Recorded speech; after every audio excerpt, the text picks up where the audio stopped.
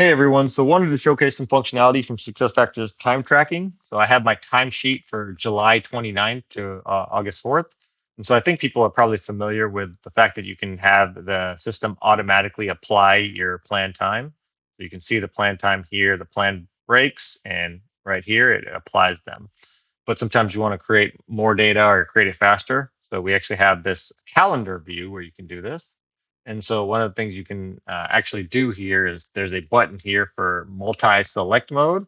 And so I'm able to unselect this one and then select, I don't know, let's say 4 days.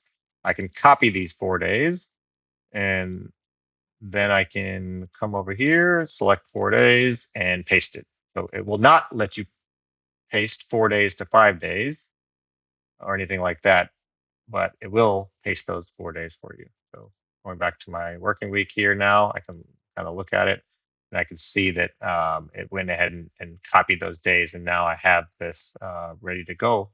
So thanks.